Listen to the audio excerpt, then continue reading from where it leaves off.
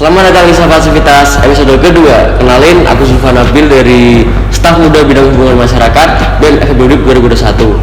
Nah teman-teman, kali ini kita kedatangan tamu spesial, yaitu Pak Syakir. Bapak mungkin Bapak bisa memperkenalkan diri terlebih dahulu Pak, buat teman-teman yang nonton. Baik, selamat pagi. Assalamualaikum warahmatullahi wabarakatuh. Salam sehat untuk kita semua. Ya. Jadi Pak Syakir itu merupakan Kepala Departemen dari Ilmu Ekonomi ya Pak? Ekonomi, ya. Oke. Oh ya, terima kasih Pak telah meluangkan waktunya buat hadir di acara ini. Kali ini kita bakal ngobrol-ngobrol santai aja nih Pak, yang pasti seputar ilmu ekonomi. Walaupun saya dari manajemen ya Pak. Gimana Pak Syakir? Apa kabar Pak? Sehat ya Pak? Alhamdulillah baik. Alhamdulillah sehat Pak. Oke, tanggapan Bapak gimana nih Pak? Sejauh ini kita masih kuliah secara online. Apa Bapak sudah mulai jenuh atau gimana ya Pak? Tentu semua harus kita sikapi dengan pikiran dan hati yang terbuka. Oh gitu ya Pak. Ya, tentu kita tidak ingin hal ini terjadi, tetapi hal ini memang harus yang harus kita lakukan. Iya.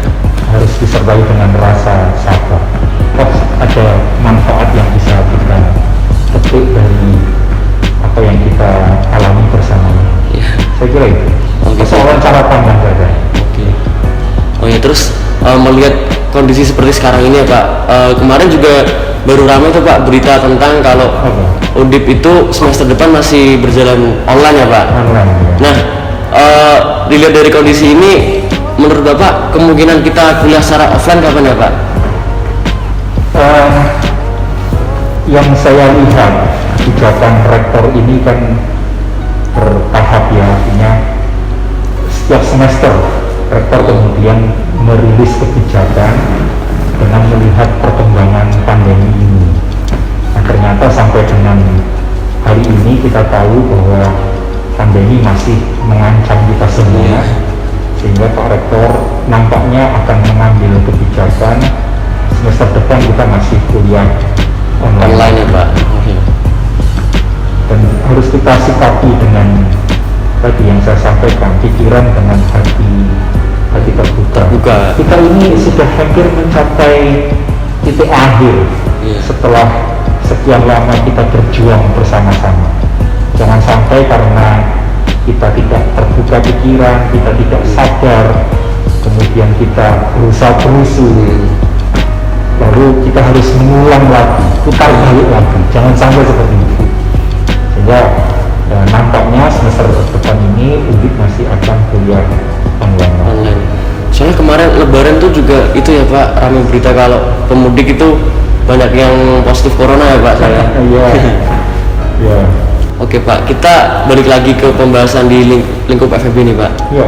Ngomong-ngomong, Bapak Syakir mengajar matkul apa ya Pak? Saya mengajar mata kuliah ekonomika makro, ekonometrika, kemudian di prodi ekonomi Islam saya mengajar mata kuliah usul fikih 1, usul fikih 2. Oke Pak. Oh iya Pak, ngomong-ngomong tuh jurusan ilmu ekonomi itu jurusan yang paling susah nggak sih Pak? Soalnya saya dengar dari temen tuh di FEB jurusan yang paling susah tuh ilmu ekonomi Pak. Persepsinya seperti itu. Iya. Tentu saja persepsi masyarakat mengenai jurusan ilmu ekonomi ada dasarnya. Nah, saya boleh mengatakan memang demikian adanya, karena ilmu ekonomi itu mempelajari perilaku manusia, perilaku agen-agen ekonomi. Dan kita tahu yang namanya perilaku itu pasti sangat dinamis. Determinannya itu banyak sekali. Kalau kita bicara perilaku, faktor yang mendorong, memotivasi, menentukan agen-agen ekonomi melakukan tindakan ekonomi dalam kehidupannya tentu banyak sekali. Akan tetapi ilmu ekonomi tidak hanya bicara mendeskripsikan mengenai perilaku tadi. Ilmu ekonomi kemudian melakukan simplifikasi, memodelkan itu dalam bentuk teori-teori. Oleh karena itu, ketika kita memodelkan dalam pernyataan-pernyataan teori, kita memang memerlukan penalaran, penjelasan mengenai perilaku itu tadi. Nah, penjelasan mengenai perilaku manusia penjelasan mengenai bagaimana suatu variabel dipengaruhi oleh variabel yang lain di dalam ilmu ekonomi diilustrasikan, digambarkan, dijelaskan dalam bentuk model-model baik grafis maupun model-model matematik. Nah, barangkali itu yang kemudian menjadi sebab mengapa persepsi masyarakat ilmu ekonomi itu merupakan jurusan yang paling sulit. Oke. Pak. Bapak berarti kan juga sebagai dosen lah ya. Nah, saya penasaran nih Pak, menurut Bapak secara pribadi, Bapak tuh lebih enjoy mengajar secara online atau offline ya Pak? Soalnya kalau online kan kita nggak perlu ke kampus, tinggal di rumah, buka laptop, udah gitu kan Pak, jadi simple gitu kan. Menurut Bapak gimana Pak? Saya enjoy mengajar. Soal online atau offline itu hanyalah cara. Dalam ilmu ekonomi, cara itu yang kita sebut dengan teknologi. Teknologi adalah cara. Perubahan teknologi adalah perubahan cara. Kemajuan teknologi adalah perubahan cara yang mendorong produktivitas, yang meningkatkan efisiensi. Sehingga pertanyaannya adalah baik offline maupun online itu hanya merupakan cara atau metode. Cuma metode aja Pak. Ya, yang harus ditekankan adalah bagaimana mendorong efektivitas dengan cara apapun.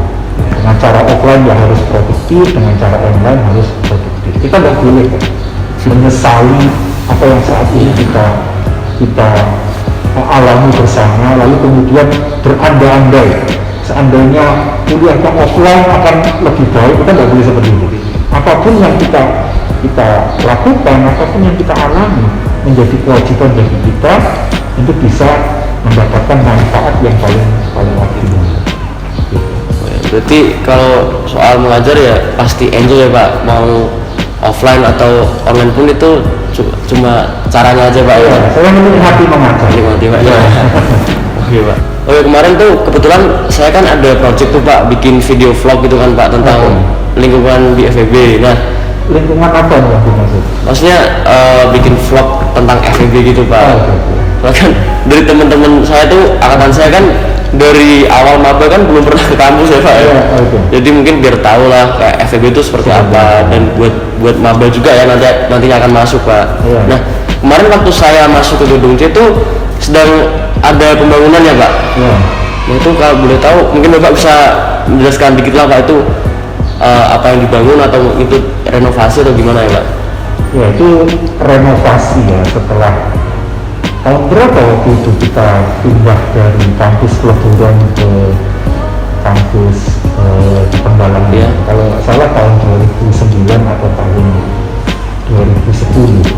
Ketika kampus pindah dari Peleburan ke Penggalang, kebetulan saya sedang studi di luar negeri. Oh gitu ya. Nah, oleh karena itu saya kira sudah 10 tahun fasilitas yang ada perlu kita renovasi. Nah, yang dilakukan saat ini dengan penanggung jawab di bawah Pak Wasito, Wakil Dekan 2 bidang sumber daya. Saat ini kita sedang perbaiki ruang dosen. Nah, yang diperbaiki adalah ruang dosen. Buat ruang kelasnya berarti enggak ya Pak? Ruang kelasnya ada renovasi, ada perbaikan. Kita selalu lakukan improvement lah di ruang-ruang kelas yang kita gunakan untuk perkuliahan. Kita tidak akan lagi menggunakan proyektor, kalau tidak salah kita akan menggunakan TV besar di kelas-kelas. Dan yang namanya teknologi kan cepat sekali perubahannya. Nah, kita harus selalu bisa ikuti kecepatan perubahan teknologi itu tadi, sehingga saya kira merupakan satu keniscayaan ya, bagaimana kita harus terus melakukan perbaikan-perbaikan untuk mendukung proses belajar mengajar yang semakin baik. Wah, kalau kayak gini ya pasti teman-teman udah pada gak sabar Pak buat kuliah offline ya. Iya. Ya kalian belum merasakan atmosfer di kampus kan? Iya Pak. Saya selalu guyonan ke mahasiswa angkatan baru. kalian itu sepertinya belum menjadi mahasiswa. Yang namanya mahasiswa itu kan ada interaksi yang dilakukan secara fisik di kampus, tetapi ya situasi memaksa kita seperti ini. Proses belajar mengajar tetap berjalan, tetapi atmosfer kampus status sebagai mahasiswa sepertinya kalian belum merasakan kurang ya Pak. Secara aktif berbeda yang namanya mahasiswa itu kan ya nongkrong-nongkrong di sekitar kampus, merencanakan kegiatan-kegiatan dalam organisasi, ngerasani dosen, diskusi-diskusi mata kuliah. Itu mahasiswa zaman saya. Tapi kan saya disebut oleh kalian, saya generasi baby boomers. Barangkali karena perubahan-perubahan lingkungan strategis ini memaksa yang namanya mahasiswa itu ya memang seperti yang kalian alami sekarang. Barangkali seperti itu kita tidak tahu. Tapi tentu kita berharap pandemi ini segera bisa berakhir sehingga atmosfer kampus itu bisa kalian rasakan, dan sehingga kalian benar-benar bisa menikmati status diri kalian sebagai mahasiswa yang utuh. Kira-kira kan seperti itu Mas. Ya kita doakan saja ya Pak, semoga pandemi cepat selesai biar saya dan teman-teman juga menjadi mahasiswa yang benar-benar mahasiswa ya Pak. Oh ya, ini selanjutnya Pak, Bapak sebelum menjabat sebagai kepala departemen IE nih Pak, mungkin dan dosen juga ya Pak, Bapak tuh pernah merintis kerja apa ya Pak? Kerjaan apa gitu? Apa yang dimaksud dengan kerja? Karir maksud Pak, karir. Karir. Iya. Saya sulit menjawab pertanyaan ini karena cara pandang saya itu saya beraktivitas. Saya tidak mau ada waktu yang sia-sia. Cara pandang saya seperti itu. Kemudian saya berusaha untuk bisa bermanfaat bagi masyarakat, bagi lingkungan sekitar saya. Oleh karena itu, ketika saya mahasiswa, saya menjadi asisten dosen. Saya terlibat di dalam riset-riset, proyek-proyek di P4N, Pusat Penelitian Perencanaan Pembangunan Nasional. Ketika saya menjadi mahasiswa. Saat menjadi mahasiswa ya Pak? Sampai kemudian saya lulus, saya masih di P4N. Nah kemudian saya memang ingin menjadi dosen, mengajar, karena bagi saya profesi guru secara umum itu profesi yang sangat strategis dalam arti saya punya kesempatan untuk menyampaikan pikiran saya, yang moga-moga bisa menjadi bagian kecil sekali mungkin dari proses transformasi kepada mahasiswa atau anak-anak didik saya. Itu cita-cita saya. Nah, tetapi yang namanya cita-cita itu kan harus menunggu kesempatan. Menunggu kesempatan. Nah, oleh karena itu yang penting mengajar. Sebelum saya menjadi dosen, saya sempat menjadi account officer di Bank Bukopin ya Mbak. Hanya 6 bulan pada waktu itu, sampai kemudian ada informasi bahwa ada posisi di UNI. Saya statusnya masih sebagai karyawan di Bank Bukopin tahun 1997. Saya minta izin kepada pimpinan saya pada waktu itu untuk mendaftar di UNI. Jadi bayangkan, saya sampaikan kepada pimpinan saya minta izin untuk mendaftar di UNI. Artinya saya minta izin, saya akan keluar dari UNI, seandainya dipilih. Nah, tentu saya mendapatkan pelajaran juga pada waktu itu, karena pimpinan saya pada waktu itu balik bertanya ke saya, kira-kira apa yang Bapak lakukan? Dia bertanya ke saya, seandainya Bapak sebagai pimpinan ada stafnya yang minta izin untuk bekerja di sektor yang lain, Nah, saya sampaikan ya yang penting kejujuran Pak. Oleh karena itu saya sampaikan saya minta izin besok karena saya mau mendaftar. Kemudian saya diberi izin 1 hari, saya sampaikan tidak bisa Pak, saya diberi waktu 3 hari. Nanti saya tetap di sana datang ke Semarang, di kopinya bukan bergabung di Semarang. Oh, di mana tuh Pak kalau boleh tahu? Masih di Jawa Tengah. Oh, di Jawa Tengah. Ini saya ke Semarang mendaftar di UNDIP, alhamdulillah diterima di UNDIP. Tetapi latar belakang saya, latar belakang pendidikan. Ibu saya guru, saya dididik di pesantren, saya biasa mengajar juga di pesantren, sehingga ya ini bukan sesuatu hal yang baru soal mengajar itu. Nah, setelah menjadi dosen, saya kira itu membuka gerbang yang luas bagi saya untuk kesempatan yang lain, untuk beraktualisasi lebih luas. Bukan hanya mengemban tanggung jawab di lingkungan kampus, tetapi saya punya kesempatan untuk beraktualisasi di luar. Yang namanya dosen itu kan dia punya tanggung jawab tridharma perguruan tinggi ya, pengajaran, penelitian, dan pengabdian. Dan dia juga biasanya dosen-dosen itu akan ada kepemimpinan publik, tanggung jawab kepemimpinan publik.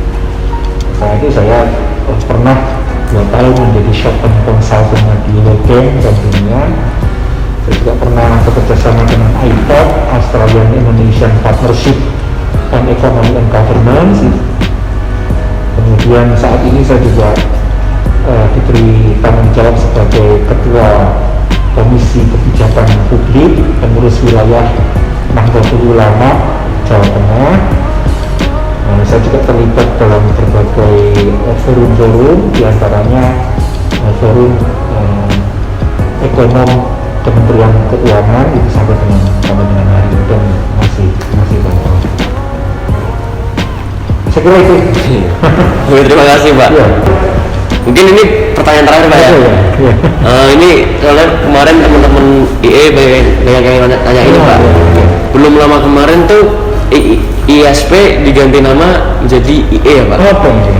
Nah itu mungkin bisa dijelaskan Pak, kenapa diganti jadi IE gitu Pak? Kalau kita bicara field of study, yang benar itu adalah ilmu ekonomi. Kemudian studi pembangunan. Jadi field of study itu ada ilmu ekonomi, bahasa Inggrisnya economics. Kemudian ada studi pembangunan, bahasa Inggrisnya development studies.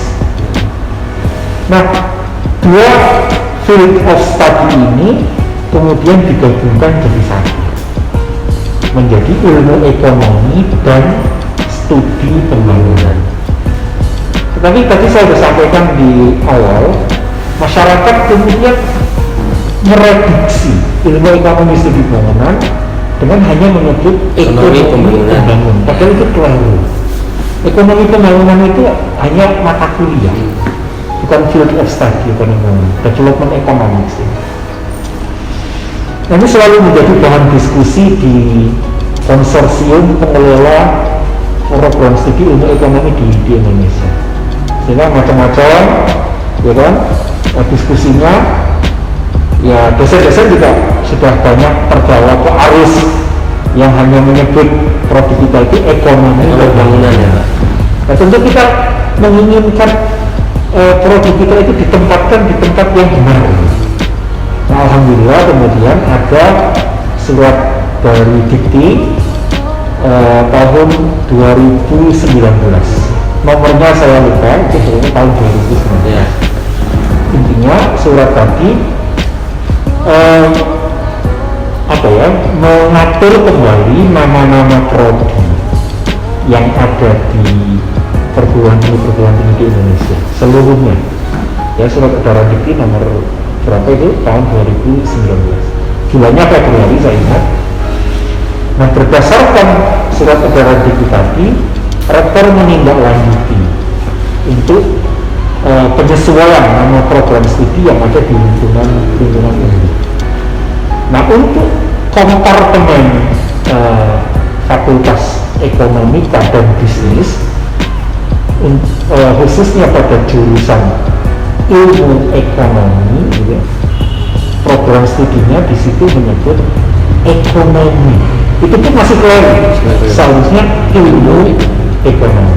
Kemudian masih ada ekonomi pembangunan. Lalu di bawahnya ada, di bawah kompartemen ilmu ekonomi tadi ya, ada ekonomi Islam. Kemudian ada ekonomi perpajakan dan sebagainya dan sebagainya. Nah, lalu surat rektor meminta prodi-prodi untuk menyesuaikan namanya. Lalu kita rapat di departemen berkaitan dengan hal itu. Nah, ini kesempatan baik saya kira bagi departemen ilmu ekonomi Undip ini untuk mengembalikan pada marwah ilmunya yang sesuai, ya kan, pada marwah ilmu yang sesuai, yakni ilmu ekonomi. Sebenarnya kita lebih nyaman jika prodi kita namanya ilmu ekonomi dan studi pembangunan. Tetapi di dalam surat edaran tadi itu dipisahkan, ilmu ekonomi sendiri, ekonomi pembangunan sendiri. Itu sebetulnya juga ekonomi pembangunan yang sebenarnya kita nggak nyaman. Di diskusi-diskusi konsorsium pengelola prodi ilmu ekonomi juga sudah menemukan ini nggak benar kita menyebut ekonomi yang itu studi-studi pembangunan, development studies. Ya, nah karena tadi surat itu harus memilih di antara ilmu ekonomi atau ekonomi pembangunan. Kalau saya memilih, kalau kita memilih ekonomi pembangunan, ya kita mempertahankan di luar, kan? Departemen kita berubah menjadi, prodi kita berubah menjadi ilmu ekonomi. Di luar negeri juga seperti itu. Namanya prodi itu menyebutnya economics, ya. Diakhiri dengan C dan S, economics, ya. Karena ilmu ekonomi. Sama seperti mathematics, ya. Menjadi ilmu matematika, ya. Atau matematika. Physics menjadi fisika. Economics, ekonomika, atau ilmu ekonomi. Nah, kira-kira seperti itu filosofinya. Dan buat teman-teman yang penasaran udah jawab sama Pak Sagir ya. Oke Pak, mungkin cukup sekian ya Pak. Obrol kita, mungkin next time kita bisa ngobrol lagi Pak. Mungkin karena Pak Sagir habis ini ada acara juga ya Pak. Masih ada nggak pertanyaan yang terlalu? Udah Pak, udah semua. Oke, sekali lagi terima kasih Pak buat Pak Sagir telah menyempatkan waktunya buat hadir di sini. Oke teman-teman, mungkin cukup sekian di Sapa Aktivitas episode 2 kali ini. Sampai jumpa di episode selanjutnya.